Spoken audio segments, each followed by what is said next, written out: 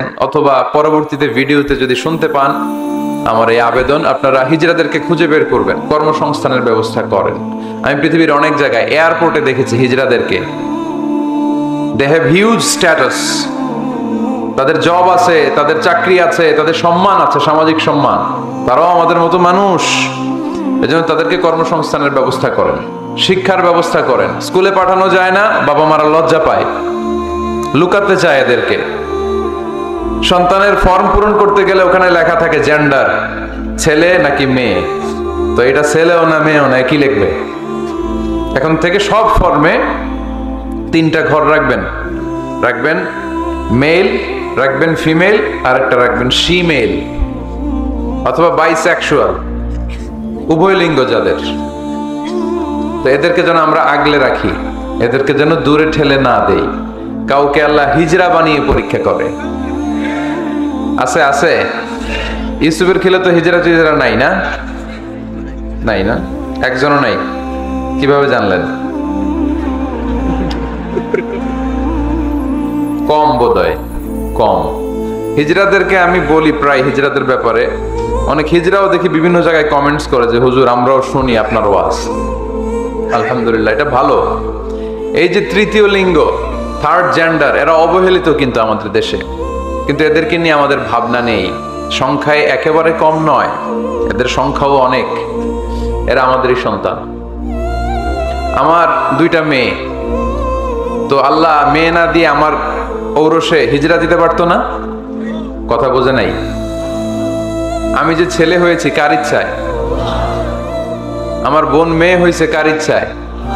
যে হিজড়া হয়েছে সেও হয়েছে কার ইচ্ছায়? বুঝতেছেন কথা? কি বুঝেন? তাহলে হিজড়া এরা আমাদের সমাজেরই অংশ,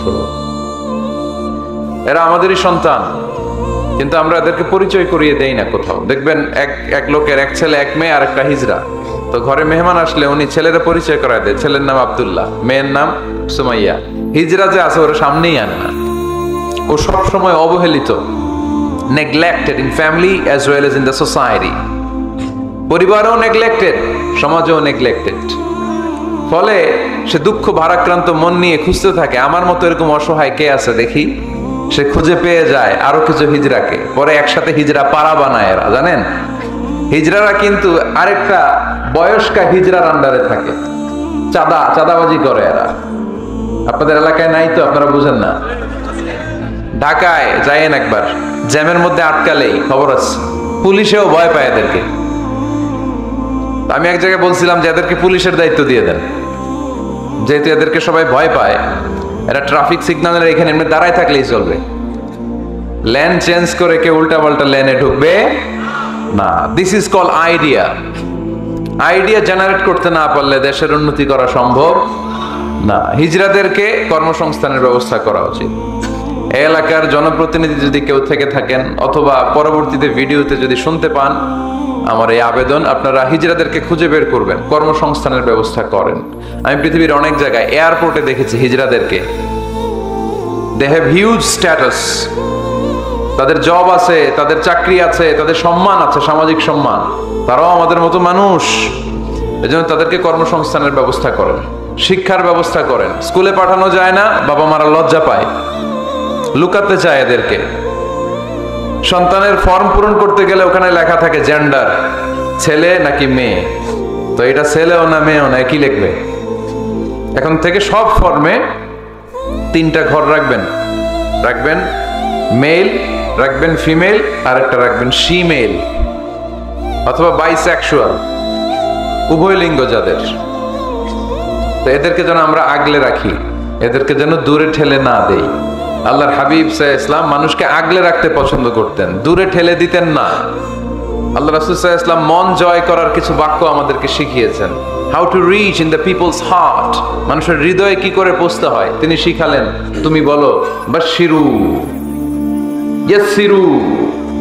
ইয়াসসিরু ওয়ালা তুআসসিরু, বাশশিরু ওয়ালা তুনাফফিরু, সহজ করে উপস্থাপন করো, কঠিন করো না।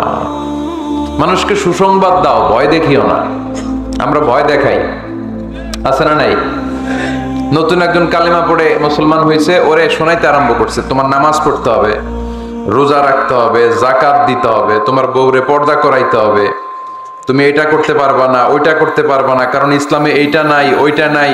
নতুন নমুসলিম কয় তাইলে আমিও নাই, তোমাদের ধর্মে আমিও নাই, তো ভয় দেখান কেন?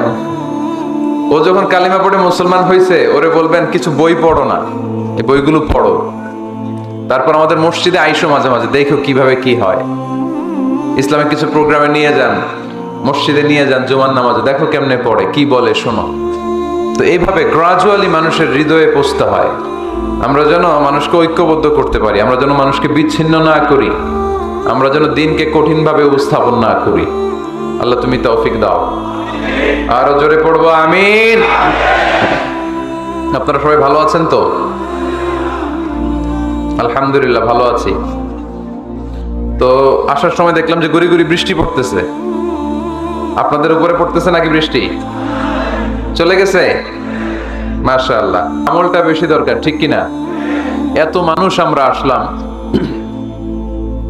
আমরা যদি কিছু নিয়ে যেতে পারি, শিখে যেতে পারি, ওইটাতে লাভ। ফেসবুক লাইভ, এই এলাকার সবচেয়ে বড় মাহফিল, 50 কিলোমিটার জ্যাম, আজহারের ভক্তরা কোপায়া দিছে সব। কি লাভ হয়েছে?